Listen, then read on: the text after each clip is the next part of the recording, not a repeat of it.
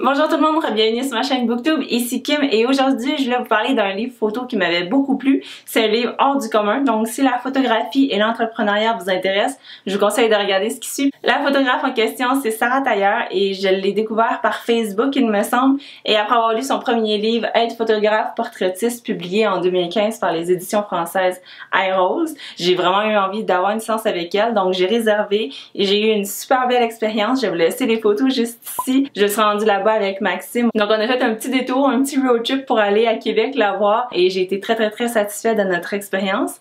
Ce que j'ai beaucoup aimé aussi, c'était les concepts originaux qui étaient vraiment adaptés pour la personnalité des clients. Donc je trouvais ça très original. J'avais vraiment envie de quelque chose de nouveau, différent des fonds blancs et noirs. Donc avec elle, j'ai été très bien servie et on a vraiment adoré notre expérience.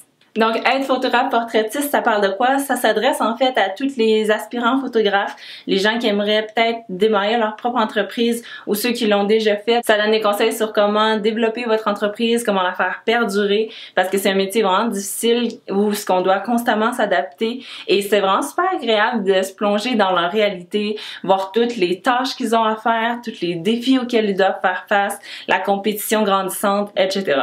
Donc la raison pourquoi j'ai dit que c'était un livre hors de l'ordinaire, c'était parce que j'ai lu plein de livres photos dans ma vie parce que ça m'intéresse vraiment beaucoup, tout ce qui touche à l'art, l'image. Et donc j'ai lu plein de livres techniques qui nous enseignaient comment faire de bonnes photos, les règles, comment comprendre son appareil, etc.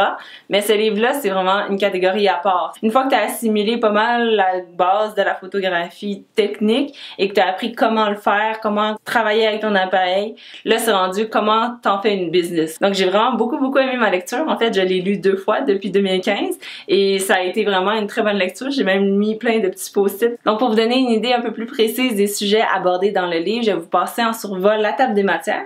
Donc on a se diriger vers la photographie professionnelle, démarrer son activité, marketing et promotion, faire vivre son entreprise, les combats du photographe de particulier, réaliser une séance photo et guider ses modèles, la livraison du contrat, la touche finale et rester un portraitiste passionné et épanoui. Donc c'est vraiment un résumé rapide des grandes sections du livre parce que la table des matières fait 3-4 pages. Donc ça c'était pour la première édition. Pour ce qui est de la deuxième édition, premièrement moi j'avais pas compris que c'était une deuxième édition. Je pensais que c'était Être photographe portraitiste 2, mais quand j'ai vu que la table des matières était sensiblement la même que la première, là j'ai fait ah ok c'est une deuxième édition. Mais est-ce que ça vaut la peine de la racheter vu que j'avais déjà la première? Donc c'est ce que je veux voir avec vous aujourd'hui. Donc publié très récemment en novembre-décembre 2017, cette deuxième édition-là a ajouté un nouveau chapitre mais également plusieurs ajouts, des corrections, des mises à jour d'informations. Puis je vous dirais honnêtement que j'ai senti vraiment la différence dans l'écriture. Je voyais un peu où ce que les choses avaient été changées. Donc c'était pas juste on a changé de cover puis on vous le revend le même prix. Et j'ai vraiment analysé la table des matières pour cette critique. Donc je vais vous la laisser juste ici. On voit vraiment qu'il y a une différence au niveau des chapitres ou des sujets rajoutés. Mais ce que vous voyez pas, c'est que les photos ont été rafraîchies. Il y a eu des rajouts de photos Instagram qui ont été parsemés ici et là. Il y a aussi, au niveau de l'écriture, il y a des choses qui ont changé. Il y avait plein d'entrefilets qui n'étaient pas dans la première version.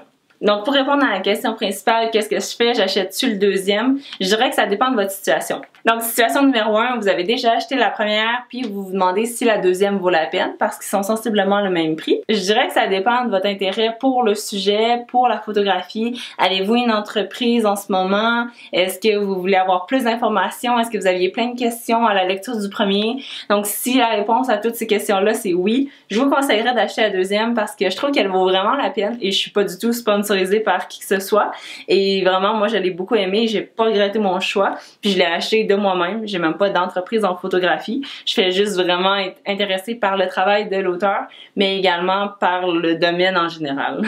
Scénario numéro 2, vous avez pas d'entreprise en photo, vous êtes même pas tant que ça passionné par la photographie ou vous l'étiez au moment du premier livre et rendu aujourd'hui la photo ça vous intéresse plus ou vous avez laissé tomber, peut-être que avoir la deuxième version va pas plus vous être utile puisque la première est quand même très complète.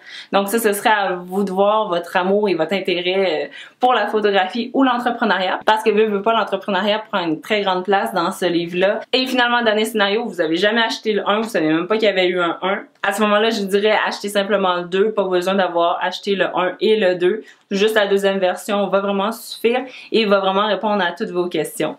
En conclusion, pourquoi vous devriez lire ce livre-là? C'est parce que je trouve que l'auteur a tellement sa plume à elle. J'aime beaucoup aussi au niveau de sa personne. Elle est vraiment très cohérente avec ses valeurs, ses principes. Par exemple, elle va dire à un moment donné au niveau des logiciels piratés comme Photoshop ou Lightroom que c'est pas là que tu vas vraiment sauver de l'argent.